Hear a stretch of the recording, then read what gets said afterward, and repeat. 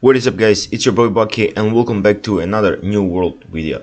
Today over here we have some tank build. I'm going to show you the ultimate tank build that I've recently tried, and it pretty much works well for me because I've been full dexterity all the time with spear and bow and with rapier and musket, and I got level 60 recently, so I started doing outpost rush and I actually figured out that shooting from afar with musket or bow does literally no damage to the heavy armor users.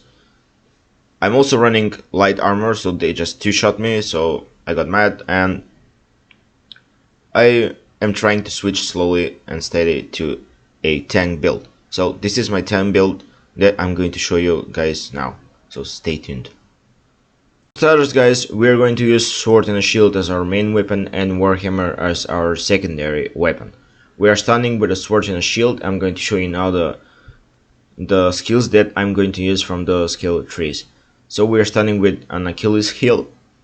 The final attack in your light attack chain causes 20% slow for 2 seconds. Slow actually reduces the movement speed of the mob or of the enemy. As our first active skill, we are going to use a reverse stab. That's a stab that deals 175% weapon damage. The cooldown is 20 seconds. Next we have the unstoppable stab. It's a reverse stab. The reverse stab now has grit, making the attack unstoppable. So while you're doing this, whatever happens around you, it won't affect you. You're just going to finish your skill.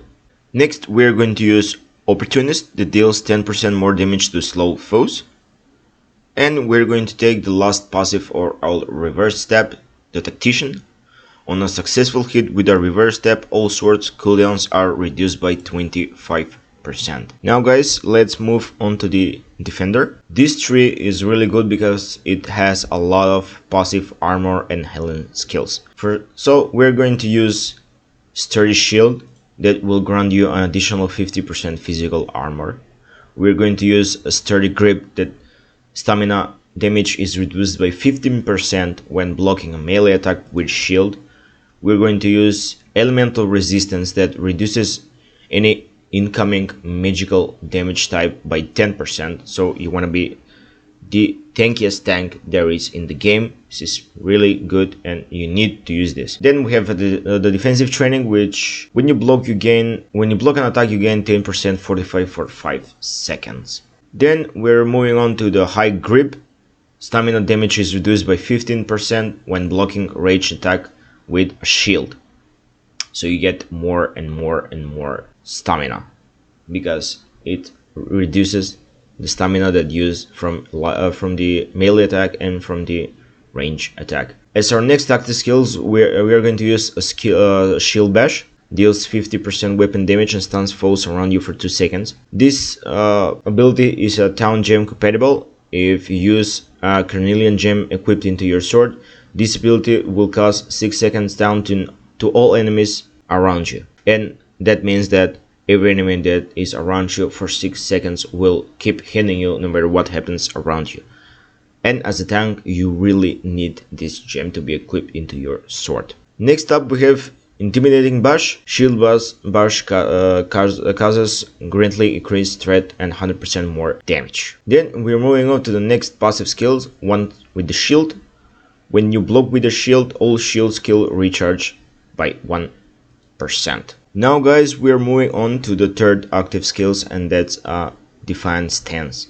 For 8 seconds reduce the incoming damage from the attackers by 30%. This skill is also town gem compatible, so if you have carnelian gem equipped into your sword, the ability will cause a 6 seconds down to all enemies within 8 meters. So that's 6 seconds from the Defense Stance and another 6 seconds from the shield bash. That's 12 seconds tanking foes all around you, which is pretty nuts. With this, you're going to let the DPS and the healers, you will let the DPS do the most amount of damage possible in those 12 seconds, and the healers will keep you alive and you won't be able to die. Just use this, please. We're going on to the final countdown. If your health is above 50%, damage reduction is 20 which means that if you go under 50%, you're more likely to die faster. And then we have restoration. You gain 50% of your max health when defiance stance ends. So that's an additional heal apart from the healers you're going to have in your team. We're moving on to the Invigorating Bulwark, which gains you 15 stamina when hitting a target with a shield bash or shield rush. So that's a shield bash. I'm going to get only 15 stamina because we're not using the shield rush, of course. And recuperation, all incoming healings and regenerations increased by 10%, which is pretty nuts when you combine the healing when the defiance stance ends, and with the healers that you have in your team, it will be pretty amazing. Literally no way to die. And the ultimate passive skills is the defensive formation. While blocking, reduce damage to all allies within 2 meters by 30%. It has 1 second cooldown, which means they're going to take 30% reduced damage all the time. As I said, guys, for our secondary weapon, we're going to be using a Warhammer. From this Juggernaut side of the 3 skill, we're only going to use 2 passive skills, and that's all. Everything else is from Crowd Crusher. So from the Juggernaut, we're going to use Eptimon of Wong.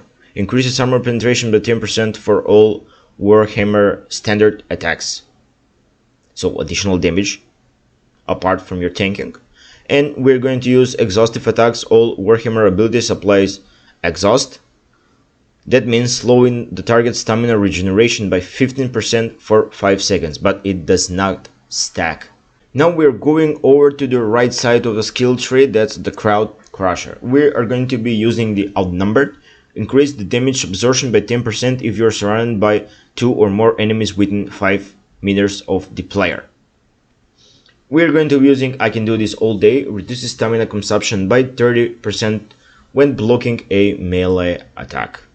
As our first active skill, we're going to be using a Clear Out, a wide swing that knocks enemy back 4 meters to create distance, and also deals 115% weapon damage. It has 15% cooldown. As our first passive skill from the Clear Out, we are going to be using Power Cleaner. Hitting a target with a Clear Out grants Fortify, providing 10% defensive bonus for 4 seconds to all friendlies within 6 meters of your. As our second active skill, we're going to be using Shockwave. Slams the hammer into the ground, causing a 3-meter radius AoE earthquake that deals 80% of the weapon damage, and applies stun to all impacted targets for 2 seconds. This is also Town Gem compatible. If you have a Carmelian Gem equipped into your hammer, this ability causes 6 seconds Town when it hits. And as I said before, with the sword, Town causes monster to focus only on you. It has cooldown of 20 seconds. We are going to be using Facilitated Expedition. After hitting a target with an active debuff, obtains haste, increases movement speed by 50% for 3 seconds. Next one is Frailty. The trauma of the attack causes weaken, decreasing the damage dealt from the target's attack by 10% for 10 seconds. That's a lot. 10% reduced weapon damage for 10 seconds is a lot. And we're going to use Meteoric Crater.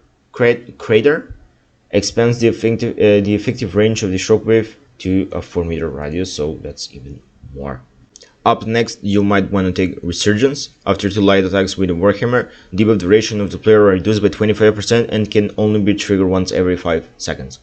We're going to be continue upgrading the Clear Out, which means clean and refreshed. Clear Out cooldown is reduced by 5% per enemy hit with this ability. Swing Away. Using Clear Out on a target grants haste. Increase movement speed by 30% for 3 seconds. Combined with this, that's 45% for 3 seconds.